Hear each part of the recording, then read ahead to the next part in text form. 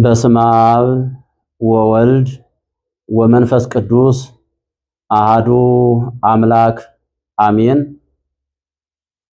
የተከበራችሁ የእግዚአብሔር ቤተሰቦች እናታችን የንጽሕተ ንጹሐን የቅድስተ ቅዱሳን የድንግል ማርያም የቃል ኪዳን የአስራት የበረከት ልጆች ሁላችሁም አባቶች፣ እናቶች፣ ወንድሞችና እህቶች ሁላችሁም በያላችሁበት በእግዚአብሔር ስም ሰላም እላችኋለሁ። እንደምን ሰነበታችሁ? እግዚአብሔር አምላካችን በዚህ ሰዓት በዚህ ዕለት በመካከላችን ተገኝቶ እንዲያስተምረን እንዲመክረን የአምላካችን ቅዱስ ፈቃድ ይሆንልን።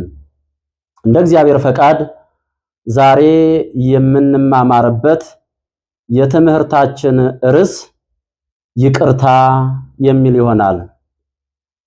ዛሬ የምንማማረው ስለ ይቅርታ ነው። ወደ ትምህርቴ ከመሄዴ በፊት በመጀመሪያ ከሁሉም በፊት በማወቅም ይሁን ባለማወቅ ያስቀየምኳችሁ ቅር ያላችሁ ካላችሁ ምዕመናን በመድኃኔዓለም ኢየሱስ ክርስቶስ ስም በእናታችን በቅድስት ድንግል ማርያም ስም ይቅርታ እንድታደርጉልኝ በእግዚአብሔር ስም ዝቅ ብዬ ይቅርታ ለምናችኋለሁ፣ እማጸናችኋለሁ። ይቅርታም እንደምታደርጉልኝ ከልብ አምናለሁ። እግዚአብሔር ለሁላችንም የይቅርታ ልቡና ይስጠን። ለምን ካላችሁኝ አባቶች ሳል ይዞ ስርቆት፣ ቂም ይዞ ጸሎት ከንቱ ነው ይላሉ።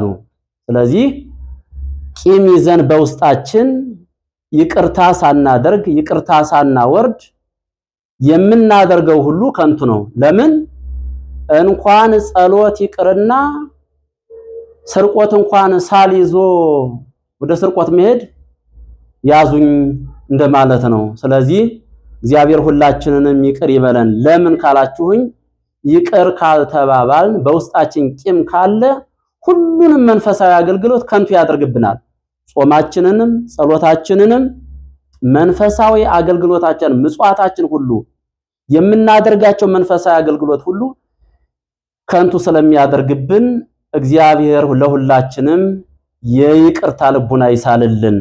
እንግዲህ ይቅርታ መባባል ግድ ነው፣ መንፈሳዊ ግዴታ ነው። በቤተ ክርስቲያናችን ትልቁ ከሁሉም በፊት ይቅርታ ይቀድማል። ክርስቶስም ሲያስተምር ጠላቶቻችሁን ውደዱ ብሎ ነው ያስተማረን። ይቅርታ የምናደርገው ለማን ነው ካላችሁ ደግሞ ይቅርታ የምናደርገው በጣም የምትጠሉት ሰው የለም? በጣም የምትጠሉት በጣም ያስቀየማችሁ የበደላችሁ ሰው፣ በጣም ያስቀየመን ደም ያስለቀሰን ልባችን አምርሮ የሚጠላው አንጀታችንን ያቆሰለው ልባችንን የሰበረውን ስሙ ሲጠራ የሚያንገሸግሸንን እሱን ነው ይቅርታ ልናደርግለት የሚገባው። ወዳጅማ ምን ጊዜም ወዳጅ ነው፣ ወንድምማ ወንድም ነው። ስለዚህ ጠላቶቻችሁን ውደዱ ብሎ ስላስተማረን ይቅርታ የምናደርገው ለማን ነው ካላችሁኝ ጥርሳችንን የምንነክስበት የለም፣ ከንፈራችንን የምንመጥበት ጨጓራችንን ያቆሰለው በውስጣችን ቂም ይዘን ለበቀል የምንፈልገው ሰው የለም። እያንዳንዳችን እሱን ነው ይቅርታ እንድናደርግለት የታዘዝነው። ቤተክርስቲያንም ይቅርታ የምታስተምረው ይህንን ነው። ይህን ካላደረግን ወደ በቀል ከገባን የእግዚአብሔር ልጆችም አይደለንም፣ በመንፈሳዊ አገልግሎትም በማንኛውም ተጠቃሚዎች አይደለንም። ደግሞ ይቅርታን የተማርነው እስከማን ነው? ይቅርታን ያስተማረን መድኃኔዓለም ክርስቶስ ነው። ይቅርታን የተማርነው ከክርስቶስ ነው። መቼ? መድኃኔዓለም ኢየሱስ ክርስቶስ በመስቀል ላይ ተሰቅሎ በዚህ በሉቃስ ወንጌል ምዕራፍ 23 ቁጥር 34 ላይ ምንድነው ያለው?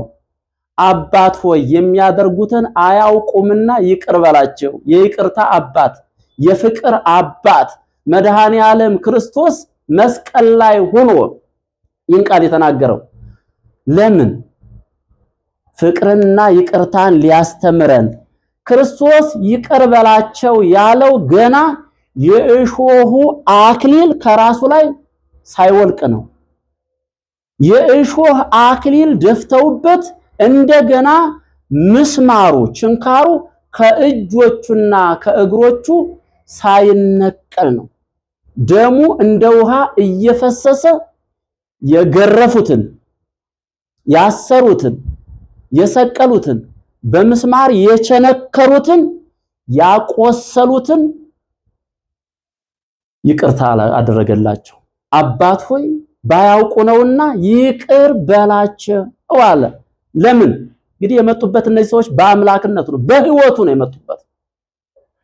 ለሰቀሉት ሰዎች ይቅርታን በማስተማር የመጀመሪያውን ፍቅር ክርስቶስ አስተምሮናል።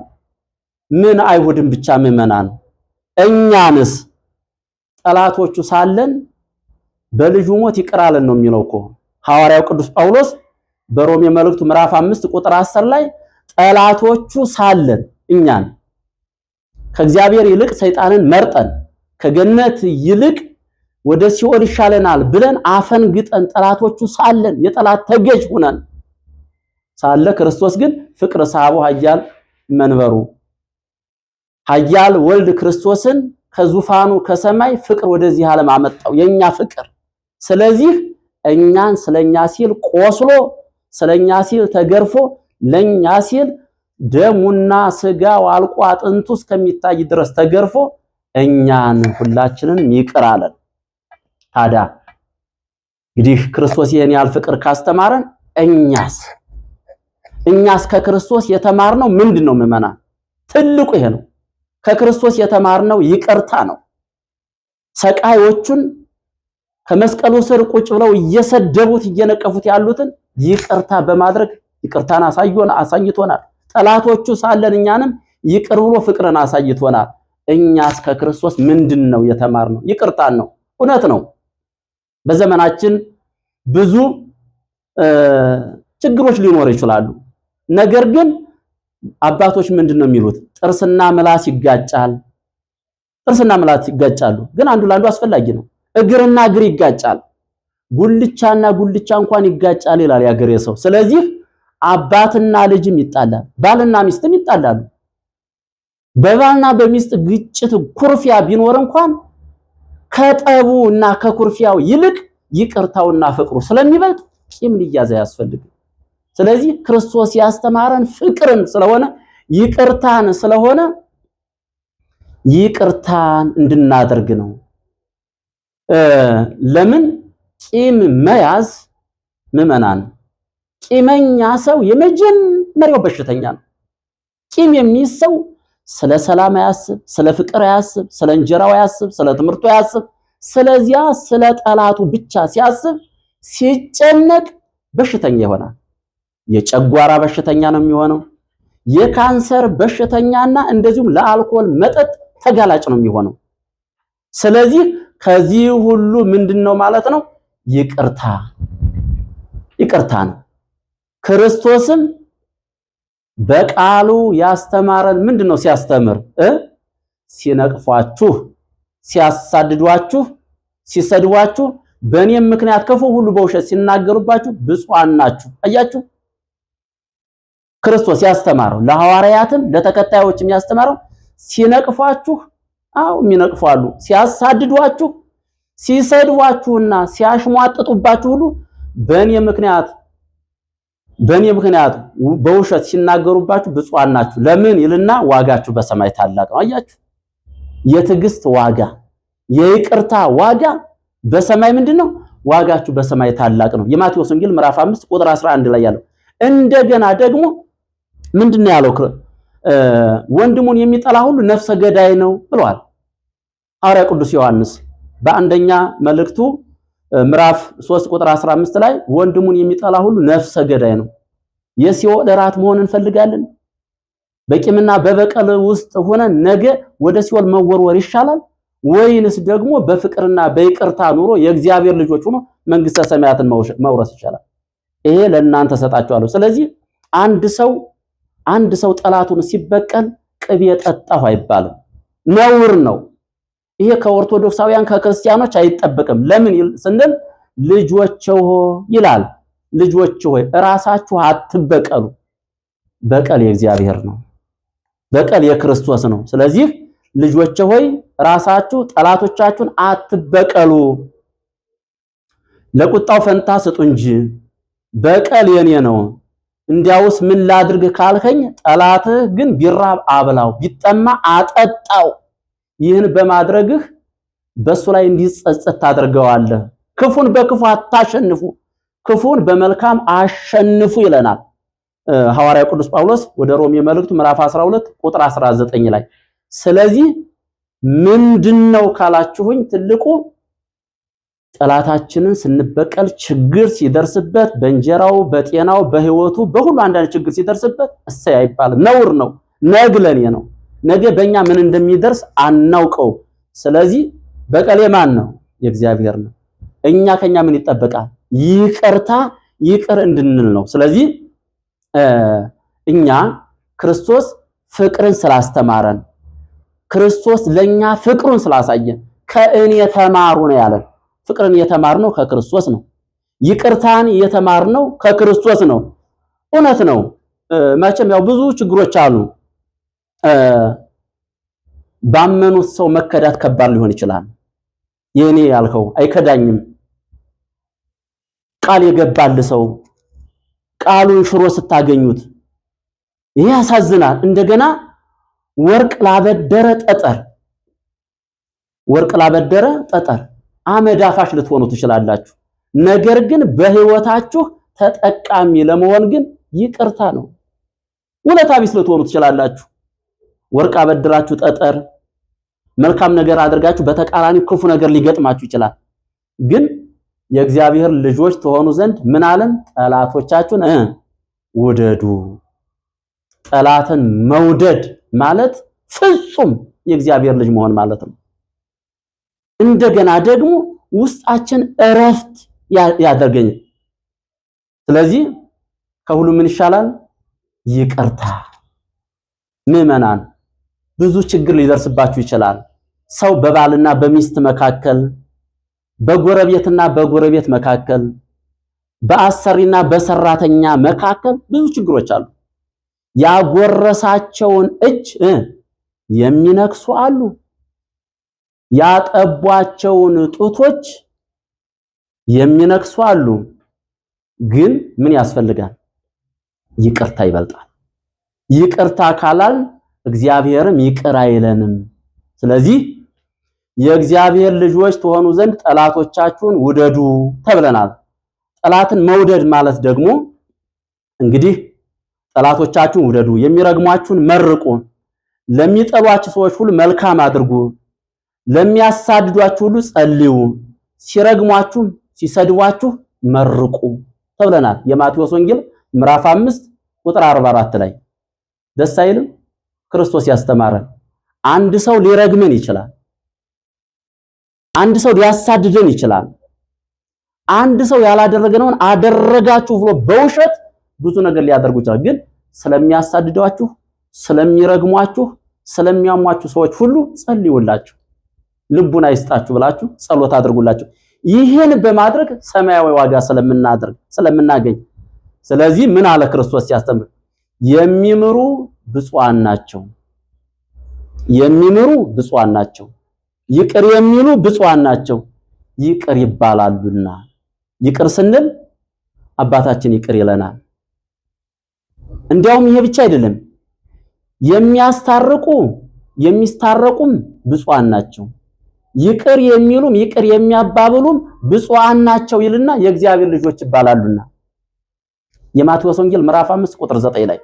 ስለዚህ የእግዚአብሔር ልጆች ለመሆን ክርስቶስ የሚረግሟችሁን መርቁ።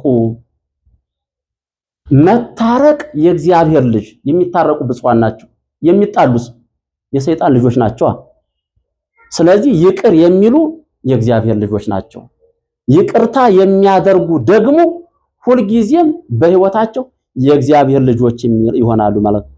እንዳውም ክርስቶስ ሲያስተምር ምንድነው ያለው? ክርስቶስ ሲያስተምር ሁልጊዜ ግርም የሚለኝ አስቀድመህ ከወንድምህ ጋር ታረቅ ነው የሚለው። አስቀድመህ ማለት ነው። አስቀድመህ ከወንድምህ ጋር ታረቅ፣ በኋላ መጥተህ መባህን አቅርብ ነው የሚለው። ከሁሉም በፊት ከመጾም በፊት ከመጸለይ በፊት ንስሐ ከመግባት በፊት ከመመጽወት በፊት ቅዱስ ሥጋውን ክቡር ደሙን ከመቀበላችን በፊት ምን ይቀድማል? ይቅርታ። አስቀድመህ ከወንድም ጋር ከተጣላው ጋር፣ ባል ከሚስቱ ጋራ፣ ሚስትም ከባሏ ጋራ፣ ማንኛውም ሰው አስቀድሞ ሊታረቅ ይገባል። ያለ እርቅ ያለ ይቅርታ የሚደረግ ነገር ስለሌለ፣ ስለዚህ ምን ይቀድማል? ከሁሉም ይቅርታ ይቀድማል። ፍቅር፣ ይቅርታ፣ ትህትና ከሌለን ምን ዋጋ አለው? ሁሉም ከንቱ ነው የሚሆነው። ሁሉም በፍቅር ሲሆን ነው። በቂምና በበቀል በጥላቻ ሆነን የምናደርገው ሁሉም ከንቱ ነው የሚሆነው። እንደው ምንድነው ነው የሚለው የማቴዎስ ወንጌል ምዕራፍ 6 ቁጥር 12 ላይ እኛ የበደሉን ይቅር እንደምንል ይቅር በለን ነው አይደል? እኛ የበደሉንን ያስቀየሙንን ይቅር እንደምንል ይቅር በለን። እንዴት ነው ይሄ ሊሆን የሚችለው? እንዴት ነው ሊሆን የሚችለው? ይቅር ስንባባል ነው ማለት ነው። ይህ ካልሆነ ይቅርታ ካላልን በፍጹም እግዚአብሔርም ይቅር ሊለን አይችልም። ስለዚህ እኛ የበደሉንን ይቅር እንደምንል ይቅር በለን ይላል። ከሁሉም በፊት ይቅርታ ይቀድማል። ይቅርታ እግዚአብሔር ለሁላችንም ያድርግልን። እንግዲህ ጠላቶቻችሁን ውደዱ ከተባል ለሰዎች ለወንድሞቻችሁ ኃጢአታቸውን ይቅር ብትሉ የሰማዩ አባታችሁ ይቅር ይላችኋል ተብለናል። ይሄን ማድረግ ደግሞ የእግዚአብሔር ልጅ ያሰኛል። እንደገና ደግሞ ወንድምህ ቢበድልህ ሂደህ ይቅር በለው። ወንድማችን ሊያስቀይመን ይችላል፣ ሊበድለን ይችላል። በዚህ ውስጥ ማድረግ የሚጠበቀው ምንድነው ካላችሁኝ ይቅርታ ነው። በሌላ ምንድነው ያለው ክርስቶስ ሲያስተምር ለሐዋርያት ወንድምህ ቢበድልህ ይቅር በለው፣ ምከረው፣ ይቅር በለው። በድሎ ሊሆን ይችላል፣ ማንም ይሁን ባልም ሊሆን ይችላል፣ ሚስትም ልትሆን ትችላለች፣ አባት እናት ልጆችም ሊሆኑ ይችላሉ። ይቅር ያ ሰው ይቅርታውን ቢቀበል መልካም ነው። ካልሆነ ደግሞ በሁለት በሶስት ሰው ምከረው። ባካችሁ ወንድሜን ወደዋለሁ፣ ባካችሁ አስታርቁ ብለህ ለምን። ይህም ቢሆን መልካም፣ ባይሆን ግን ለቤተ ክርስቲያን ንገራት ይላል። ለቤተ ክርስቲያን መንገር ማለት ለቤተ ክርስቲያን ለንስሐ አባት ሊሆን ይችላል፣ ለመምህር ሊሆን ይችላል። ይህን ማድረግ ከኛ ይጠበቃል። በዚህን ጊዜ ነው ቅዱስ ጴጥሮስ ወደ ጌታችን ወደ መድኃኒታችን ወደ ኢየሱስ ክርስቶስ ቀርቦ ምንድነው ጌታ ሆይ ወንድሜ ቢበድለኝ ስንት ጊዜ ይቅር ልበለው? 7 ጊዜ ነውና አለው። አይደለም እስከ 7 ጊዜ 70 ነው ያለው። ይሄ ማለት ተጸጽቶ መጥቶ አጥፍቻለሁ ቢል ይቅርታ አድርግለት፣ ልቡናችሁን አስፉት። ይሄን ስናድርግ እኛም እንባረካለን። ይቅርታ የሚያደርጉ ሰዎች ሁሉ ጊዜ ነፃ ናቸው፣ አይምሯቸው ሰላም ያገኛል። በሁሉም ነገር በመንፈሳዊ ሕይወታቸው ሁሉ ውጤታማ ይሆናል። ለምን ካልከኝ ቅድም እንደተናገርኩት መግቢያዬ ላይ አስቀድመ ከወንድም ጋር ታረቅ ነው። ከጾም ከጸሎት ከንስሐ ከቅዱስ ሥጋው ከክቡር ደሙ በፊት ከምጽዋት በፊት ከሁሉም መንፈሳዊ አገልግሎት በፊት ይቅርታ ይቀድማል። ስለዚህ ይቅርታ ነው ወገኖች። አንዳንድ ጊዜ ይቅርታ አድርጉልኝ እንጂና አንዳንድ ሰዎች መታረቅ ሰለቸኝ ማስታረቅ ሰለቸኝ ይላሉ። አይባልም፣ ነውር ነው። ሽምግልና ሰለቸኝ፣ ትናንት ሽምግልና ዛሬም ሽምግልና፣ ትናንት ማስታረቅ ዛሬ ማስታረቅ፣ ነገ መታረቅ ዛሬ መታረቅ ሰለቸኝ ይላሉ። አይባልም ምእመናን። ይሄ መታደል ነው። ይቅር የሚሉ የእግዚአብሔር ልጆች መገለጫ ስለሆነ ነው። ይህን እንድናደርግ ያስፈልጋል። ቂም መያዝ ምን ስለሆነ ነው? ግርም የሚለኝ አንድ አባባል አለ። ቂም መያዝ ማለት አንተ መርዙን ጠጥተህ ጠላትህ እንዲሞት እንደመጠበቅ ያለ ሞኝነት ነው። ይሄ በጣም ሞኝነት ነው። መርዙን የጠጣኸው አንተ ነህ። እንዲሞት እንደምትፈልገው ግን ጠላት የምትጠላው ሰው ነው። ይሄ ሊሆን አይችልም። ስለዚህ መድኃኒቱ ምንድነው? ይቅርታ ነው። ሌላው ምንድነው የሚለው በሰው ላይ ቂም መያዝ ማለት ይላሉ አባቶች፣ በአንድ ሰው ላይ ቂም መያዝ ማለት አንድ ሰው የቤት ኪራይ ሳይከፍል ከአእምሯችን ውስጥ በነፃ መቀመጥ ማለት ነው። ያ ሰው የምናስበው ስለዚያ ሰው፣ ያ የምንጨነቀው ስለዛ ሰው፣ በቃ ባየነው ቁጥር ሁልጊዜ ውስጣችን እንደደማ። ስለዚህ ምን አሉ? በሰው ላይ ቂም መያዝ ማለት አንድ ሰው በነፃ በአእምሯችን ውስጥ ዝም ብሎ ተቀምጦ ቤት ኪራይ ሳይከፍል እንደማኖር ማለት ነው። ስለዚህ ይሄንን ልናውቀው ይገባል። ስለዚህ ሁልጊዜ እኛ የይቅርታ ሰዎች ነን። ይቅርታ ልናደርግላቸው የማይገቡ ሰዎች ሊኖሩ ይችላሉ። ቅድም ተናግሬያለሁ።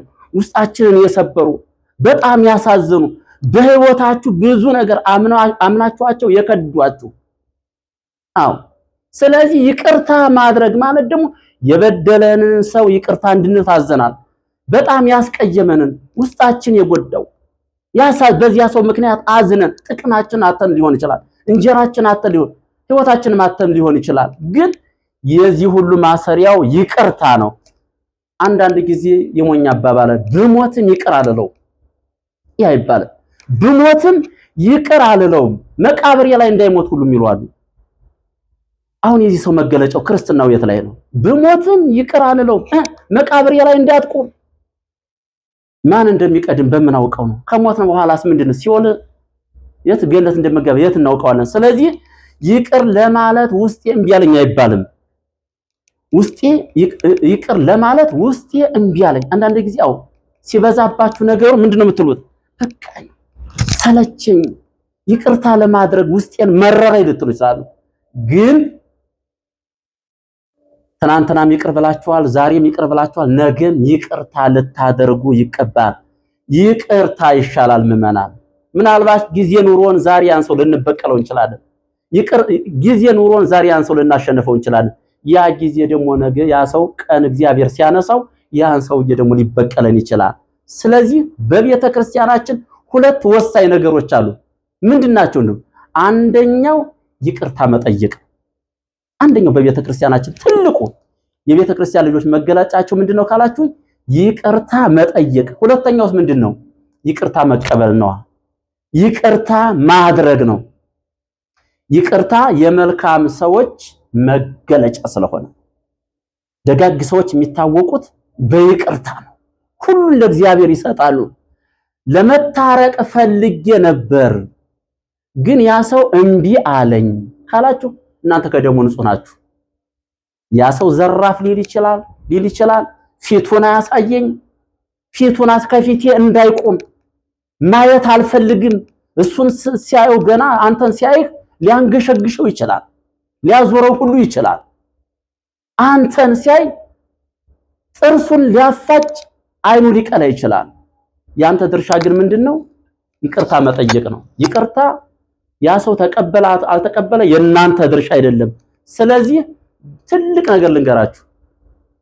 ጠላታችሁ እንዲጠፋላችሁ ትፈልጋላችሁ? የጠላት ማጥፊያው ትልቁ መድኃኒት ምንድነው ካላችሁኝ፣ ጠላት ለማጥፋት ከፈለጋችሁ ጠላታችሁን ወዳጅ አድርጉት። የቂምና የበቀል ማርከሻው መድኃኒቱ ይቅርታ ነውና እግዚአብሔር አምላካችን ለሁላችንም የይቅርታ ልቡና ይስጠን። ወስብሐት ለእግዚአብሔር አሜን።